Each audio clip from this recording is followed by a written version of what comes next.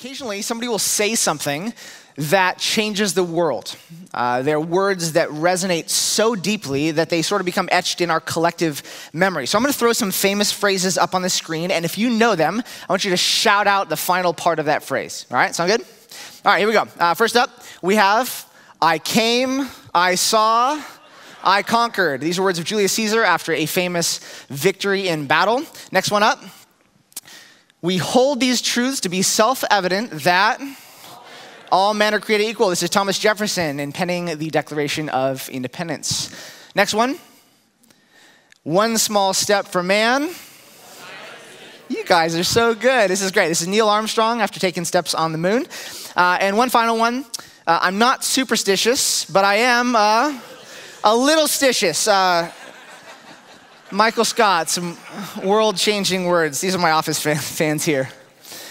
Today, we're going to look at words that Jesus said that completely changed the world. It's not an overstatement to say that this paragraph that we're going to look at today is a hinge on which history turns when it comes to how the world views and treats those who are poor.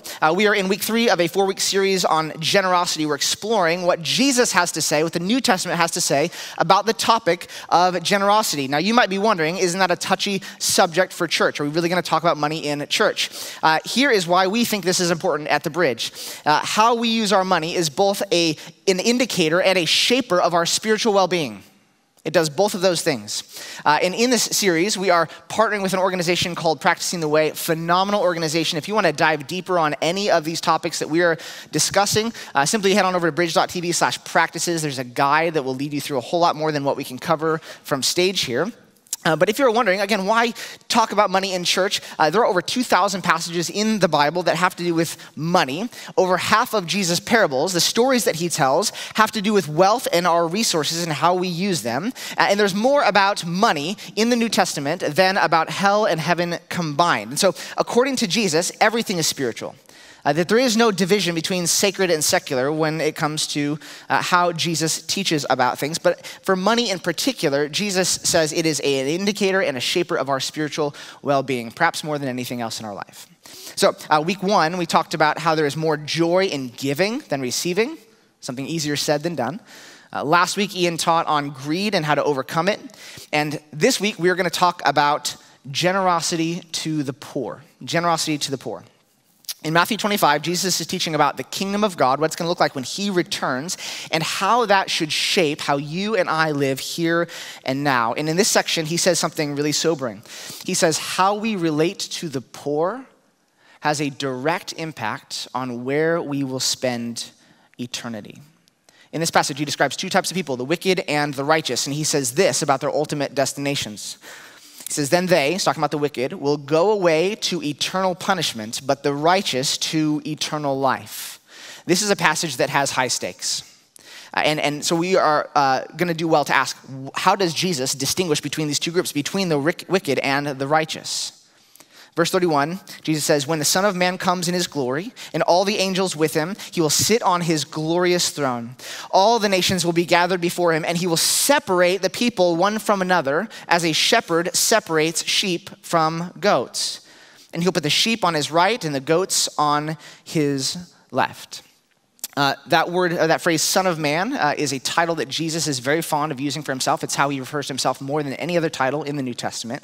And he's describing this moment at the end of this age, the one that we're living in now, when the nations will gather before him. And he's going to separate them into 2 groups. So nations. Throughout history, this is despite all of the diversity that comes through all of history, every nation that's ever existed, ultimately, Jesus said there is going to be only 2 kinds of people. Now, for fun, I Googled there are only 2 types of people this last week, and it's a lot of fun. If you haven't done it, highly recommend it, okay? So I want to see who makes up our Bridge family here. So we're going to do a quick poll. I'm going to throw some images on the screen. I want you to raise your hand if your phone looks a bit like this, like notifications out the walls. You be honest, who we at, okay? You stress me out. Okay, and now raise your hand if you are a reliable person. Okay, there we go. There's my people. Okay, thank you. All right. Hey, I know who's ignoring my texts and who's not, okay? Second one, okay, phone alarms. If you're a 1 alarm person, raise your hand. You set 1 alarm and you're like, I'm going to be up at that time. Okay, raise your hand now if you do not trust your unconscious self to make good decisions. All right, I'm in this category for sure. All right, one final one. Raise your hand if your toilet paper hangs off the front of the roll, okay? Hands down. Now raise your hand if you're a sociopath, okay? I just want to take prayer ministry partners. Keep an eye on the hands up. Guys, we have a prayer ministry. Let's take it seriously, okay? There are only two types of people, and according to Jesus, it's not these kinds. He calls them sheep and goats, okay? We can take that down. We really can. Okay. Ian has a joke that body and potty makes it into every one of my sermons, and once you see it, you can't unsee it, okay? So it's there. Sheep and goats is what Jesus said. And as a side note, quick side note, Jesus does not say donkeys and elephants are the two categories, okay? Especially important in election year, the kinds of lines of division and the tribes we create are not the kinds of lines and divisions that Jesus is gonna recognize at the end of the stage, okay? So Jesus says there'll be sheep and goats, and these two groups will have very different destinations. One will go to eternal punishment, and then the king will say to those on his right, the sheep who know Jesus as shepherd, he'll say, "Come, you who are blessed by my Father, take your inheritance, the kingdom prepared for you since the creation of the world." So he says that those who belong to him will inherit something in eternity, and that something is a kingdom. So what he's saying is anybody who belongs to him, when they die, they don't step into a disembodied, floating, boring, purposeless eternity. I don't know what you were taught, maybe growing up in church, but that's not the image. Rather, the destination of those who belong to Christ is a fully embodied position of kingdom authority where we will forever rule and reign and shape creation. This is resuming the commission that God gave to Adam and Eve in the garden before they rebelled and gave away that commission. So heaven, according to Jesus, is kingdom building work. Dignified kingdom building work. But that raises this question. What kind of person does Jesus put on the throne to rule and reign with him for eternity? That is quite a job, quite a position to have. So what kinds of resumes is Jesus accepting for this role? What separates sheep from goats? Jesus gives the answer in this next section. He says to those on his right, come and take the kingdom as your inheritance. And then verse 35, he says, he's giving the reason why these folks get this inheritance. For I was hungry and you gave me something to eat. I was thirsty and you gave me something to drink. I was a stranger and you invited me in. I needed clothes, you clothed me. I was sick and you looked after me. I was in prison and you came to visit me. So what kind of person does Jesus say is the kind who will rule and reign with him in eternity? In short, it's the person who's generous with the poor. Now, some of you who grew up in church, maybe are familiar with good theology, you might be thinking, okay, isn't that works righteousness, right? Isn't that earning your way into heaven based on what we do and not what Jesus did on our behalf, an act of grace? I don't think that's what Jesus is saying. It's not what I'm saying, we'll get more into that. I want to say kudos for being sharp if you're kind of aware of that tension. And it is a tension in this passage. I just want to be really clear. Jesus is directly connecting how we treat the poor and where we spend eternity. We'll unpack that a little bit more in a little bit. But I want us to see something really significant about Jesus' words. He doesn't say, come inherit the kingdom, for you were generous with the poor. He could have said that. Instead, look at his words again. He says, I was hungry, and you gave me something to eat. I was thirsty, you gave me something to drink. I was a stranger, you invited me in, and so on. Remember, this is King Jesus who's gonna say these things. This is the one who's on the throne, fully establishing his kingdom. So why does King Jesus, royalty, say, I was hungry and thirsty and a stranger, and so on? He anticipates this question, and he goes on to answer it. Verse 37. Then the righteous will answer him, Lord, when? When did we see you hungry and feed you? Or thirsty and give you something to drink? When did we see you a stranger and invite you in? Or needing clothes and clothe you? When did we see you in sick or in prison and go visit you? And the king will reply, truly I tell you, whatever you did for one of the least of these brothers and sisters of mine, you did for me. This is striking. Jesus is saying his kingdom is radically different than the kinds of kingdoms that you and I are used to on earth. This is how different his kingdom is, that he as king identifies with the least of these in our world. In other words, how we relate to the poor and how we relate to Jesus are so intertwined that they cannot be separated.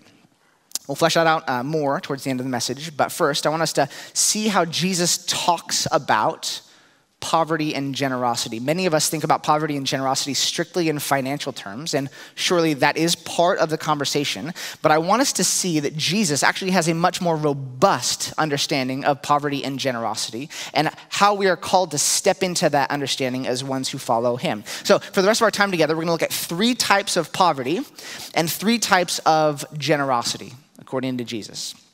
Starting with the 3 types of poverty, Jesus outlines what I'm calling the struggling, the stigmatized, and the stranger, okay? So the first category, Jesus describes those who are hungry or thirsty, who are needing clothes, those who are sick. The catch-all term I'm using for this category is those who are just struggling. Because we're so far removed from the social setting that Jesus walked in, we have to do some work to put ourselves in that context. If you're familiar with Bible reading, context is very important. So if you were an average person in first century Galilee, right around the time of Jesus, your life would almost certainly be defined by struggle. You might work a piece of land, but you likely would not own that land. It would be owned by some wealthy landowner who would not even live in your city. And your harvest wouldn't bring much relief, as the Roman government would step in and they would tax the heck out of you. They would take huge portions between land taxes and poll taxes and customs and levies. You'd be left with just enough to survive. To use a Dave Ramsey term, you'd have too much month left at the end of your money. And that would be every single month for your existence. Debt would likely loom over your family, along with the knowledge that if you did not repay that debt, debtor's prison would await you. And not just you, but your whole family could get sucked into that with you.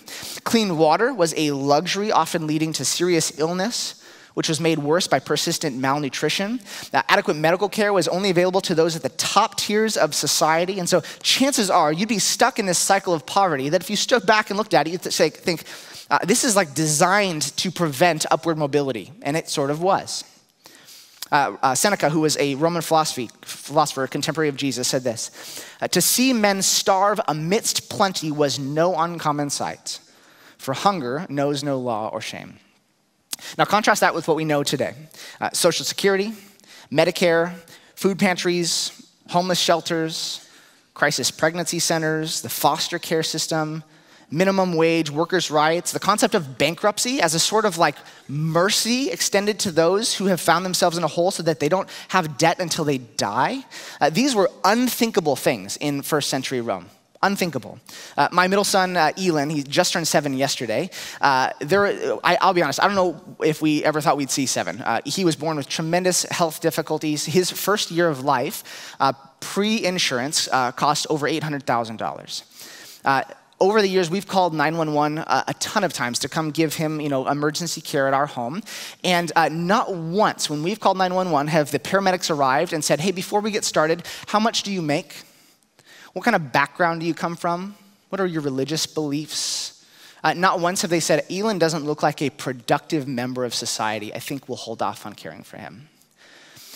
The notion that you and I can pick up a phone and dial a couple numbers and within minutes have trained professionals arrive at our door and step in to help without any concern for how much money we make or our background or our ability to repay, that is something that is very unique in history.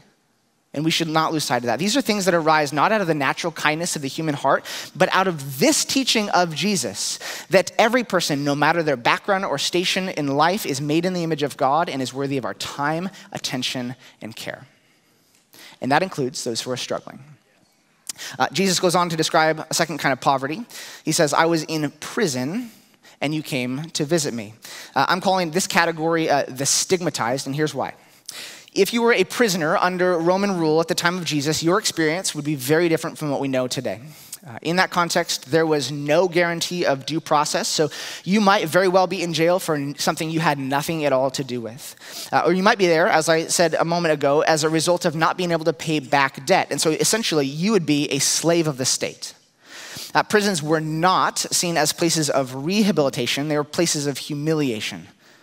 They were often dark and filthy and overcrowded. As a prisoner, you'd have zero legal rights, and the state did not provide you food or water or medical care for those kinds of things. You'd be dependent on friends and family to come visit you and give you those things. But there's a caveat. If they brought you those things, they would be sucked into the stigma of the Roman legal system and the Roman prison system. And often, as a result, they would be ostracized from society themselves just by associating with you.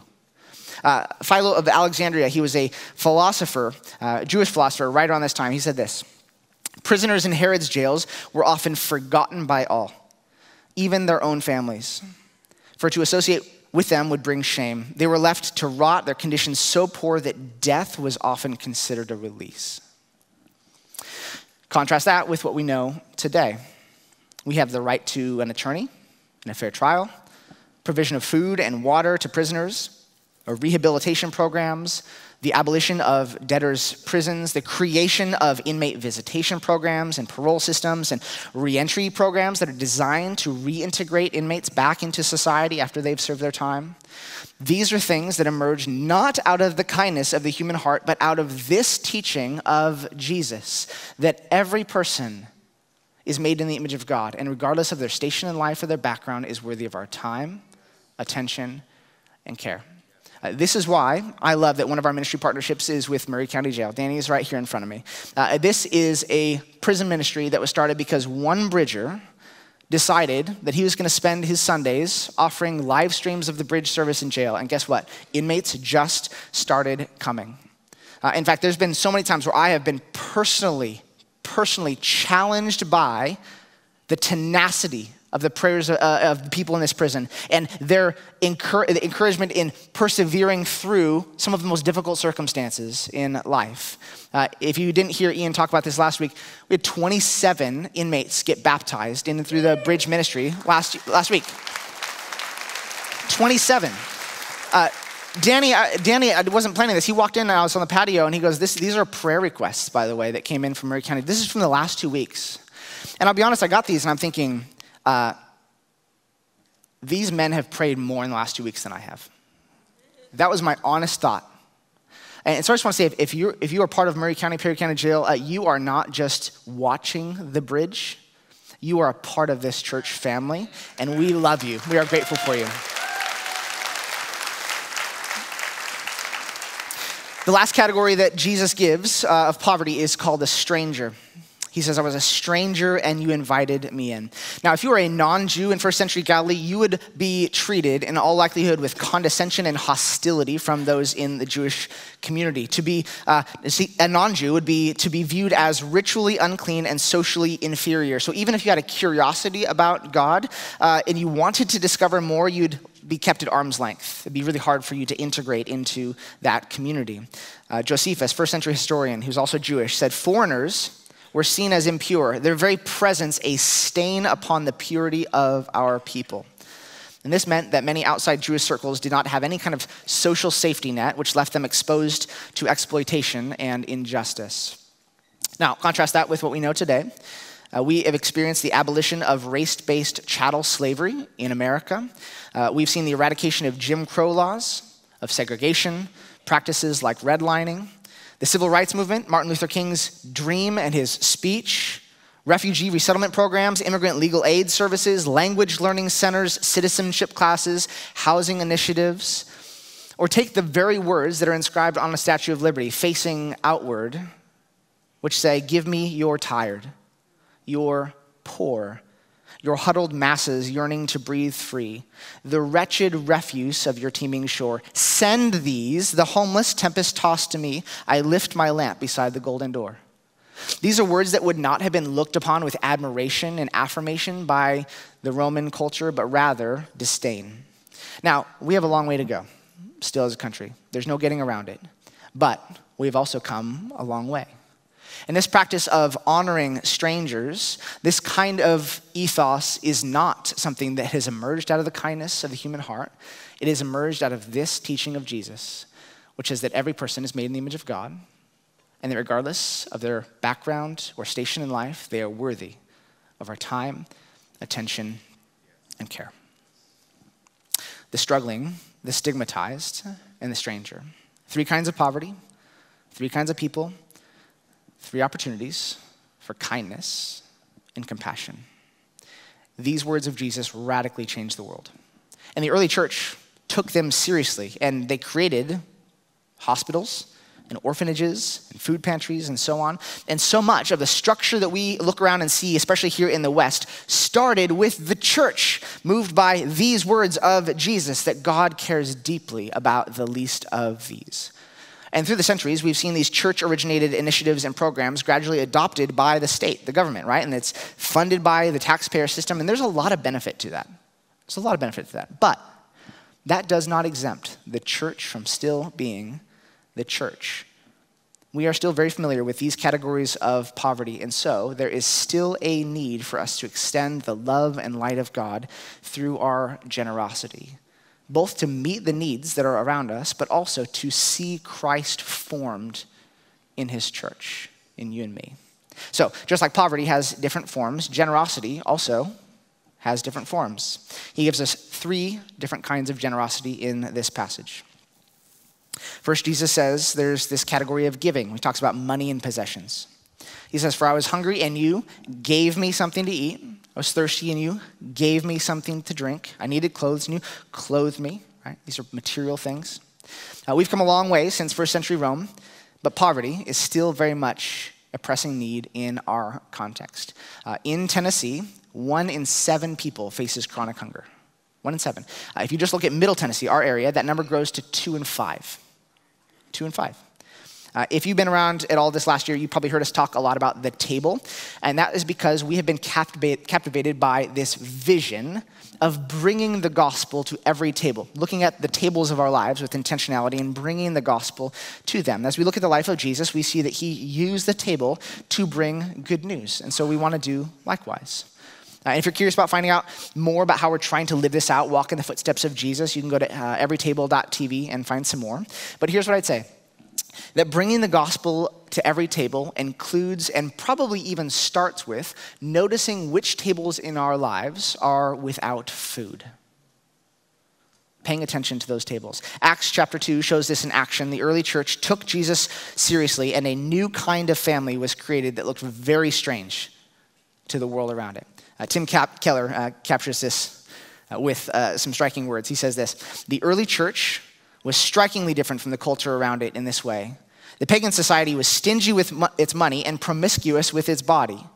A pagan gave nobody their money and gave practically everybody their body. And the Christians came along and gave practically nobody their body and practically everybody their money. There is this real change that the church ushered in the Roman context. And so here's the question for us. How are you using your material possessions to meet material needs around you?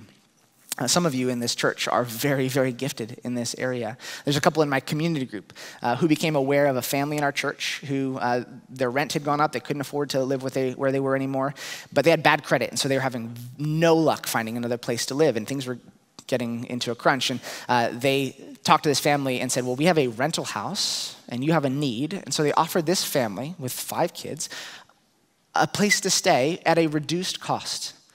They saw a need, they had a resource, and they connected the dots.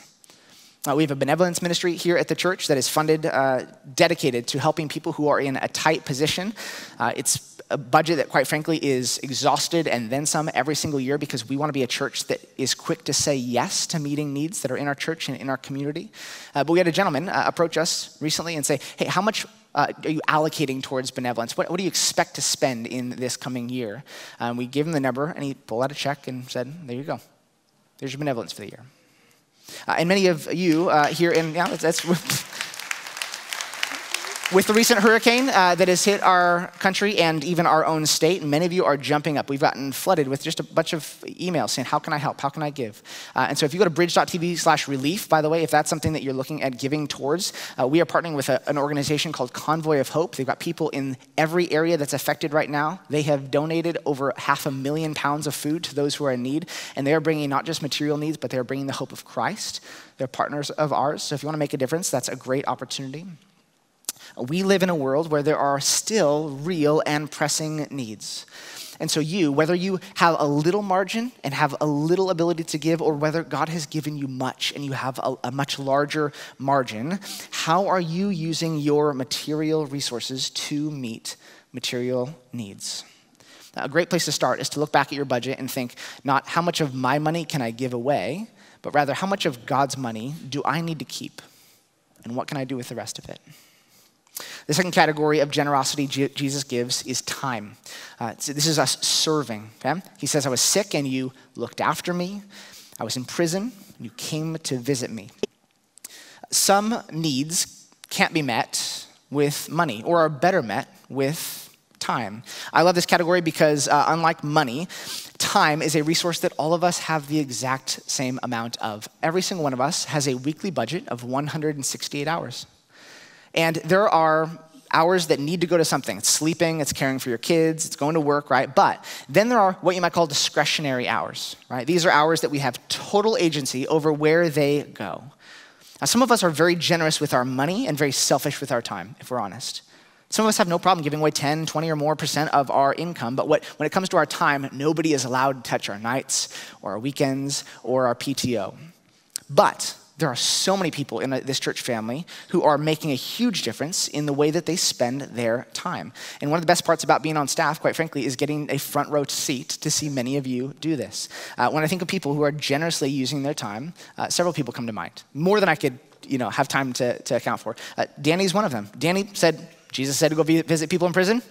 I'm going to go do that. That's taking Jesus' words at face value. I love that. I think of Tommy and Andrew, who are here at 6 a.m. this morning setting up, and they won't leave until 8 p.m. tonight. They're people who put in regularly 12, 14-hour days, setting up and tearing down tents and cones and signs. They're often grilling hot dogs and burgers for the PM services. If you see them, say thank you, okay? I think about our Columbia campus, our portable team, which has been doing setup and tear down for 6 years, often long hours that go unrecognized. There's been men who have been serving on this team for years. I think of Mike and Kevin Harding, Daniel Montero, Justin Daly, Ron Webb, Scott Bradley. These are men who are putting in a ton of time. And I gotta say, Columbia Campus family, we are so excited that those setup teardown days are coming to an end soon with the Columbia Campus having a permanent location. It's exciting. I think of Ron Murdoch, who is a retired CPA in our church family, and he uses his retirement years to bring his expertise to bear on our benevolence process. So we don't just give away dollars. Ron is a part of that process, sitting with people, hearing their stories, walking with them through their pain, praying with them, helping them create a budget. That's how he's using his expertise to serve people. This last week, my wife, Kasha, had an opportunity to jump in. She blows me away. We had neighbors who had to suddenly move out of their house, and they had a ton of furniture that they could not sell because they didn't have the time to do that. So they were just gonna put it at the curb. And she goes, I'm not gonna let that happen. Send it all to our house and put it in our basement. And so for the last week, she has spent her hours putting stuff on Facebook Marketplace and selling stuff on this family's behalf and sending them the proceeds. Because she had what this family didn't have on their side, which was time. She said, I can help. This is where time is often a way better resource, a way more effective resource than money. So as you look at your life, how can you leverage your skills and your schedule to love the people that God has put around you? Who in your life could be blessed by your time? Maybe it's somebody who's sick, who needs some care. Maybe it's joining our prison ministries team. Maybe you have a particular skill set like Ron has that you can offer at a free or reduced cost to help those in need.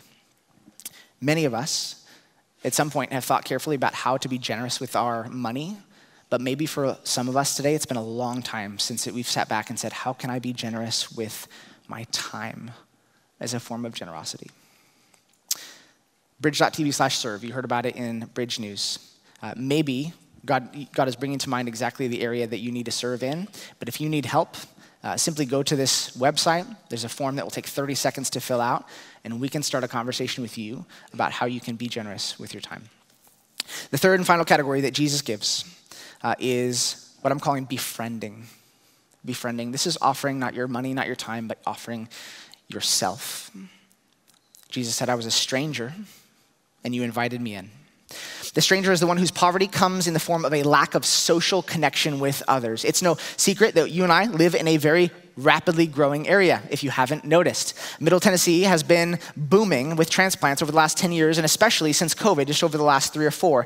But as many of us know, uprooting your life and moving to a new area often comes at the cost of being socially disconnected. So as a result, we are seeing the stats come in. 25% of Tennessee adults report struggling with feelings of loneliness and a lack of social support. That's 1 in 4. Those percentages spike for people who are in their retirement years and those for refugees and immigrants. So 1 in 8 people in this community is over the age of 65, and 1 in 12 people in the city of Columbia were born outside of the US. And so this makes age and language and culture barriers a factor of disconnection in finding community. But befriending, offering ourselves, can be a real tool to help this out. This is where the church is really well positioned to actually make a difference in this area. But unfortunately, befriending is an area that many of us are least comfortable with, or maybe most reluctant in, because it's very close and personal. But the church, I would say, should be a place where we practice proximity to people who look very different from us. A place where people from different ages and languages and cultures and ethnic and political and income backgrounds gather because we have this one thing in common, which is Jesus. We know that we are doing this well when the world looks at us and says, those people don't belong together. We know that we're doing this well when we talk about the poor not as them, but as part of the us new family that God is making in Christ. And so maybe just by way of an application is that you are super friendly to people as they're walking through these doors. This is one of the simplest, but also one of the hardest things to do in a culture that feels rushed. Maybe the simplest thing you can do is to be extra friendly to somebody who looks like they're walking through the doors of their church for the first time, or somebody that you don't recognize. So many people are walking through the doors of this church thinking, this is my last chance. I'm finally willing to try this out because I'm desperate. We have an opportunity to meet people in that stage. But this is going to take a little bit of like showing up early, maybe staying a little bit late, and not just rushing from one place to another. So maybe consider that. If you are in a community group, whether it's a leader or a member, can I encourage you to keep your group as open as possible? So many people are moving to this area and are looking for connections, and our groups are our main avenue to help that happen. And so if they're always closed off, if we're keeping people at arm's length, it's really difficult. But if we open up our doors, God just might bless your group with something that is really surprising. Maybe it's considering something like fostering and adopting. Arguably, the poorest people in our city are those who don't have parents. And right now, by the way, there's a gap of 3,000 between the number of kids who are in the foster care system and the number of available homes. 3,000 gap. Church, can we help fill that gap? Maybe consider fostering, adopting. That is a great way to offer your very self. Okay, we've covered a lot today, okay? But I don't want this to be overwhelming. The last thing that I want us to do is to hear all this and think, okay, that's too much. I'm just going to go back to regular Monday. So here's my encouragement to you. This week, just pick one area. Giving, your resources, your money, serving, offering your time, befriending, looking for ways to offer yourself in friendship. Take some time. Step back and ask God, where are you calling me to take a step of progress, and just be faithful. Jesus modeled all three kinds of generosity, right? He fed and healed. He met material needs. He spent time with the socially marginalized, the lepers, tax collectors, prostitutes, and he invited people in. He found himself regularly at homes and tables with people, offering himself in friendship. But he didn't just spend time with the poor. He himself experienced poverty, not just by being born into a poor family, but ultimately by experiencing the greatest form of poverty you can experience by dying on the cross so that he could be generous to us. Now, Paul captures this really beautifully in 2 Corinthians 8. He says this, "For you know the grace of our Lord Jesus Christ, that though he was rich, yet for your sake he became poor, so that you through his poverty might become rich." When we are generous with the poor, friends, we get an opportunity to retell the story of the gospel. Jesus saw you and me hungry and thirsty, and so he came and said, "I'm the bread of life, and I am the living water that you crave." Jesus saw us spiritually sick and said, "Good news, I am the great physician." Jesus saw us naked and clothed us in his own righteousness. Jesus saw us in prison, in spiritual bondage, in chains of our own making, and he came to find us. He saw us strangers as ones who had run off far in rebellion, alienated from God, and he invited us in, reconciling us to God by paying the penalty of our sin on the cross, offering us freedom and forgiveness and new life through his finished work. This is the story we get to live in.